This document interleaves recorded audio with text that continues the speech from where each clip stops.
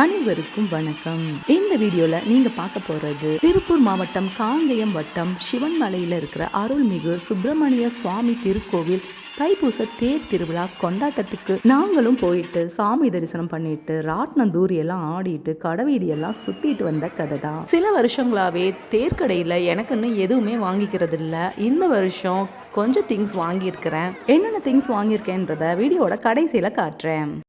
இப்போ வாங்க வீடியோக்குள்ள போகலாம். திருப்பூர் மாவட்டத்துல இந்த சிவன்மலை முருகன் கோவிலும் இங்க இருக்கிற ஆண்டவர் உத்தரவு பெட்டியும் ரொம்பவே பிரசித்தி பெற்றது. இங்க ஆண்டவர் உத்தரவு பெட்டியில வச்சு வணங்குற அந்த பூஜைக்குரிய பொருள் அந்த வருடத்துல ஒரு தாக்கத்தை ஏற்படுத்தும்னு சொல்லுவாங்க. அது நன்மை தர விஷயமாவும் கூட இருக்கும் அப்படிங்கறத இங்க இருக்க மக்கள் ரொம்ப நம்புறாங்க. சமீபமா வைக்கோல் வைக்கப்பட்டிருந்த நிலையில இப்போ கற்பூரம் மற்றும் பிரம்பு வச்சு பூஜை பண்றாங்க. 3 நாட்கள் நடைபெற இந்த திருவிழால நாங்க எப்பவுமே 3ஆம் நாள் அந்த வேடிக்கை அன்னைக்கு தான் போவோம். ஆனா இந்த வருஷம் தைப்பூச தன்னைக்கே நாங்க திருவிழா பார்க்க போயிட்டோம். சிவன்மலை காங்கேயம்ல இருந்து 5 கிலோமீட்டர் தூரத்துல தான் இருக்கு. சுத்தியும் இருக்கிற நிறைய ஊர்கள்ல இருந்து காவடி எடுத்துட்டு வருவாங்க. அதுலயும் எல்லப்பாளையத்து காவடியை தான் ரொம்பவே சிறப்பு வாய்ந்ததா சொல்லுவாங்க. நாங்க 6:30க்கு மேலதான் வீட்டுல இருந்தே கிளம்பணும். திருவிழா டைம்ல காங்கேயம் டு சிவன்மலை நிறைய பஸ் அரேஞ்ச் பண்ணிருப்பாங்க.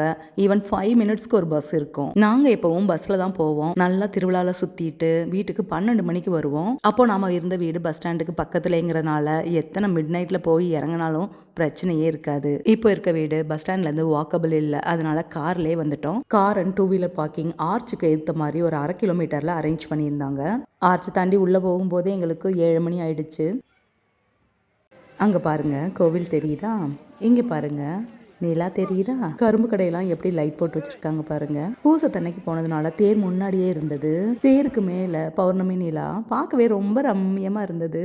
சச்ச கிரவுட். ஆனாலும் நல்லா பொறுமையா சாமி கும்பிட்டுட்டு ராட்னதூரி எல்லாம் இருக்கிற ஏரியாவுக்கு போயிட்டோம்.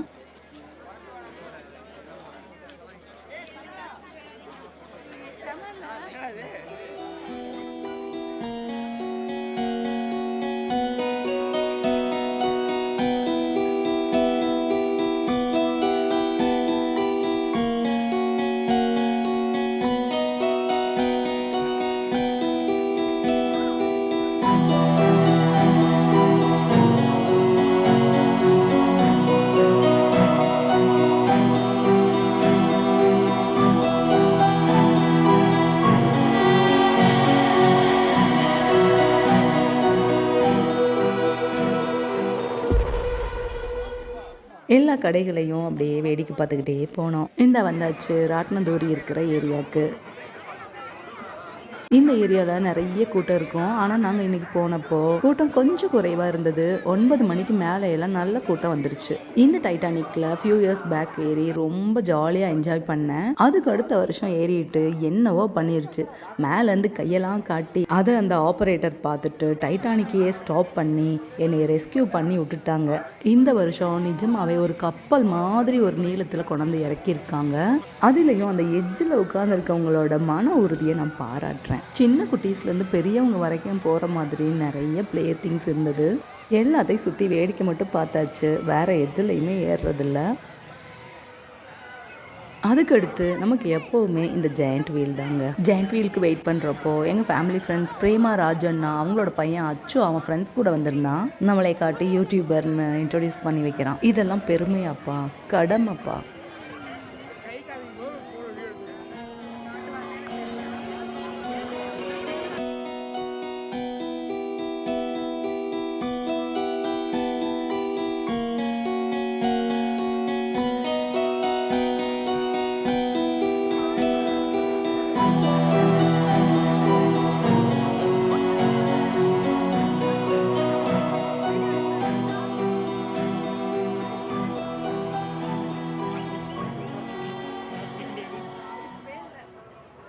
ஜெயண்ட் வீலில் எங்களுக்கு ஏற்ற மாதிரி ஒரு குட்டி பையன் இருந்தான்.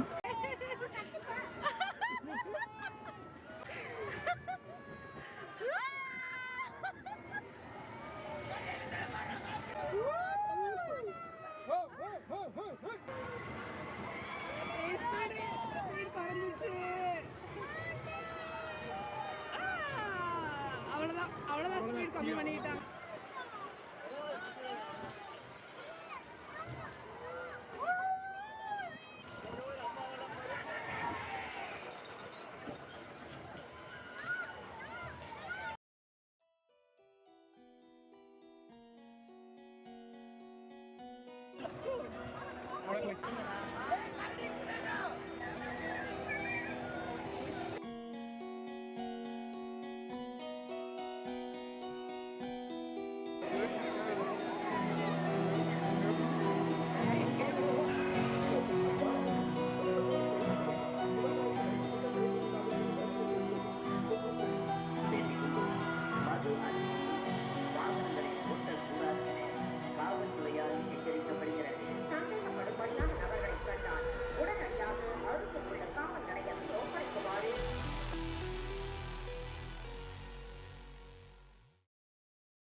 திருவிழானாலே காணாமல் போகிறத தான் சொல்லுவாங்க. ஆனால் இங்கே கண்டுபிடிக்கிறதும் நடக்கும். இதில் ரொம்ப நாள் பார்க்காத ஃப்ரெண்ட்ஸில் சில பேரையாவது திருவிழாவில் பார்த்துருவோம். அப்பார்ட்மெண்ட்டில் இருக்கும்போது நம்ம நெய்பர் புவனாவையும் அவங்க குட்டீஸையும் பார்த்தோம். இவங்க தான் புவனா, கூட இருக்கிறது அவங்க சிஸ்டர்ஸ் இன்லா. இந்த சர்வேஷ் குட்டி எங்கள் வீட்டுக்காருக்கு ரொம்ப பெட்டு.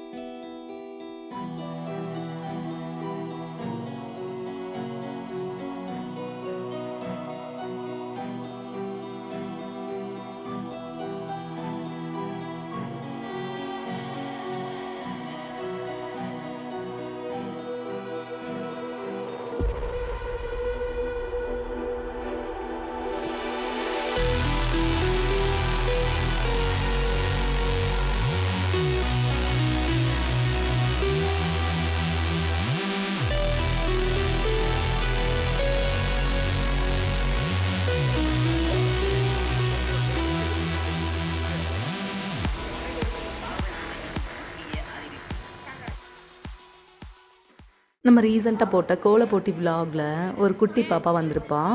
அவள் இந்த கூட்டத்தில் என்னைய ஐடென்டிஃபை பண்ணிட்டு வந்து என்கிட்ட பேசினா. ரொம்ப ரொம்ப சந்தோஷமாக இருந்தது. இந்த க்யூட் பாப்பா பொங்கல் கோல போட்டியிலையும் ஒரு கிருஷ்ணர் புல்லாங்குழலோட ஒரு பாதி ஃபேஸ் வச்ச மாதிரி அழகாக வரைஞ்சிருந்தா. அப்புறம் திருவிழாவுக்கு வந்துட்டு டெல்லி அப்பளம் சாப்பிடாமலாம் ஒரு அப்பளத்தை வாங்கி சுவைச்சிட்டே அப்படியே செல்ஃபி வீடியோ எடுத்துகிட்டு இருக்கும்போது கேமராவும் கையுமா கீதா மிஸ் கிட்ட மாட்டிட்டேன். கீதா மிஸ் அவங்க சாரும் என்னை ரொம்ப தூரத்துலேருந்தே நான் செல்ஃபி எடுக்கிறத பார்த்துட்டே வந்திருக்காங்க. அவங்க பக்கத்தில் வந்த பிறகு தான் நான் கவனித்தேன். ரொம்ப ஷையாக போச்சு.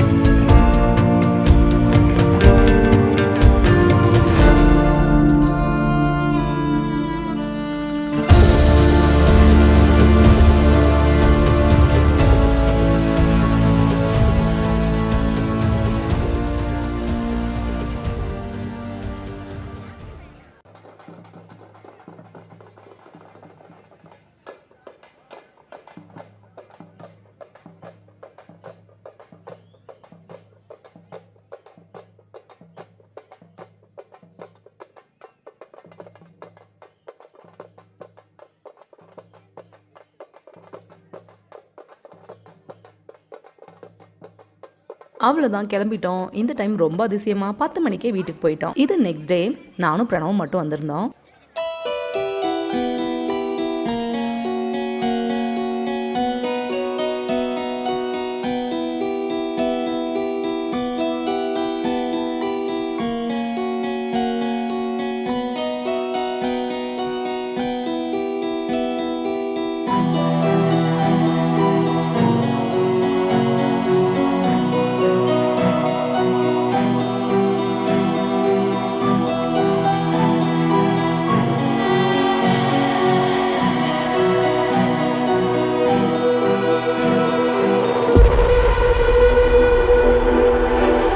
இவங்க சரோஜா மிஸ் மேக்ஸ் டீச்சர். அவங்க பேத்திங்களை கூட்டிகிட்டு வந்து விளையாட வச்சுட்டு இருந்தாங்க.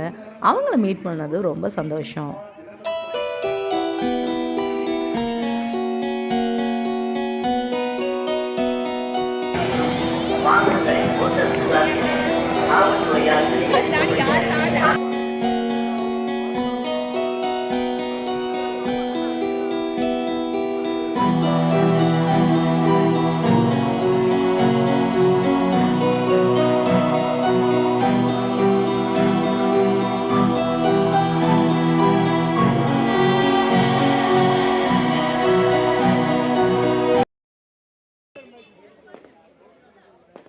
பூசை முடிஞ்சு மறுநாள் அந்த நாளோட சிறப்பே வான வேடிக்கை தான். வான வேடிக்கை ஸ்டார்ட் பண்ணிட்டாங்க.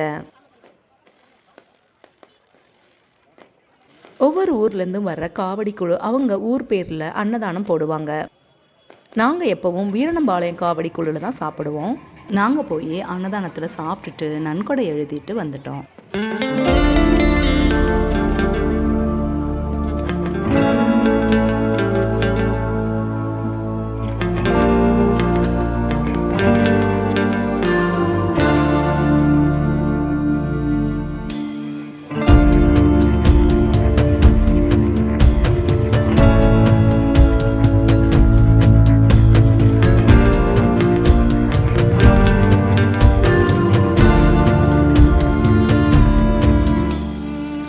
திரும்பி வரப்போ செம்ம டிராஃபிக். பிரணவ் போய் வண்டி எடுத்துகிட்டு வந்துட்டான். நான் அந்த டிராஃபிக் ஏரியாவை தாண்டுற வரைக்கும் நடந்து வந்து வண்டியில் ஏறிக்கிட்டேன். இது அந்த காமெடி குழுலேருந்து பிரசாதம் கொடுத்தேன்னு போயிருந்தாங்க.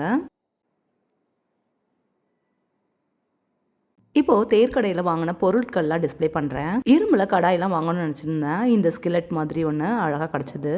ஹேண்டில் கூட ரொம்ப ஸ்டர்டியாக இருந்தது. இதோட ரேட்டை மறந்துட்டேன். வாங்கினதெல்லாம் கிச்சனுக்கு ஆகிற மாதிரி திங்ஸ் தான் வாங்கியிருந்தேன். இந்த பேஸ்கட்ஸ் 3 பீசஸ் இருக்கிற மாதிரி இருந்தது. இந்த விஸ்க்கு ஆல்ரெடி ஒன்று இருக்குது. இருந்தாலும் இது என்னோடய உள்ளங்கை நீளத்துக்கு மட்டும் ரொம்ப க்யூட்டாக குட்டியாக இருந்தது, வாங்கிட்டேன். ஏதாச்சும் ரெசிபீஸ் பண்ணோன்னா டிஸ்பிளே பண்ணுற மாதிரி இந்த பிளேட் வாங்கினேன். இது எல்லாமே மெலமைனில் பண்ணது. ஒரு 4 பவுல்ஸ் கூட வாங்கினேன்.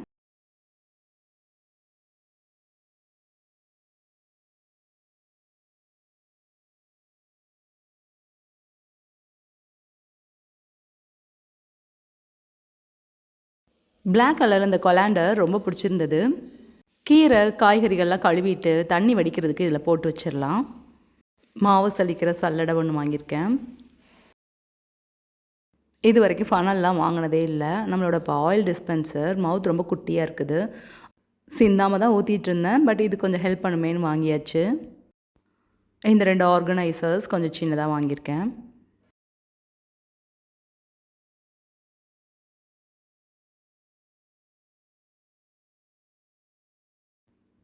இந்த ஸ்கொயர் ஷேப்பில் ஸ்நாக்ஸ் பிளேட் 40 ருபீஸ் தான். 4 வாங்கியிருக்கேன்.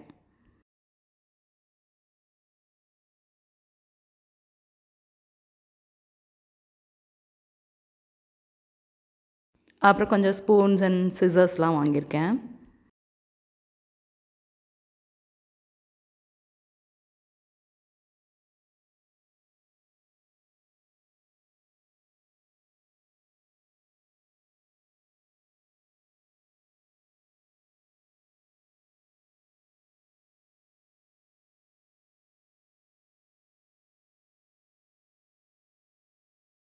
அப்புறம் இந்த ஐட்டம்ஸ் பாருங்கள். இது ஒரு மெஷரிங் கப்ஸ் மாதிரி இருக்கும்னு நினச்சி நான் வாங்கிட்டேன். பட் வாங்கிட்டு அப்புறம் தான் பார்க்குறேன் அந்த ட்ரேயில் இருந்ததெல்லாம் சொப்பு சாமானாக இருக்குது. சரி, சொப்பு சாமானாக இருந்தால் என்ன, க்யூட்டாக குட்டியாக இருக்கேன்னு வாங்கிட்டேன். இந்த மூடியெல்லாம் எதுக்கு வாங்கினேன்னு எங்கள் வீட்டில் கலாய்ச்சிட்டாங்க. அதை வச்சு மூடுற அளவுக்கு என்ன குட்டியான பாத்திரம் இங்கே இருக்குன்னு காட்டு அப்படின்னு. சின்ன பிள்ளைங்க வச்சு விளையாடுற மாதிரி இந்த குட்டி சொப்பு ஜாமான 20 ரூபா தானேன்னு வாங்கிட்டேன். இந்த சப்பாத்தி கட்டை வாங்கணும்னு நினச்சிட்டு இருந்தேன். ஆன்லைன்லலாம் கார்ட்டில் போட்டு வச்சுருந்தேன். பட் அதையெல்லாம் விட்டுட்டு நேரில் பார்க்கவும் டக்குன்னு எடுத்துட்டேன். அவ்வளோதான் மக்களே என்னோட ஷாப்பிங். கிட்டத்தட்ட 1 மந்த் லேட்டாக வந்தாலும் இந்த வீடியோ உங்களுக்கு ரொம்ப பிடிச்சிருக்குன்னு நம்புகிறேன். வீடியோ உங்களுக்கு பிடிச்சிருந்ததுன்னா லைக் பண்ணிவிட்டு மறக்காமல் உங்கள் ஃப்ரெண்ட்ஸ் அண்ட் ஃபேமிலி கூட இந்த வீடியோவை ஷேர் பண்ணுங்கள். அண்ட் மறக்காமல் ஷமஸ் vlog சப்ஸ்கிரைப் பண்ணிக்கோங்க. தேங்க்ஸ் ஃபார் வாட்சிங் மக்களே.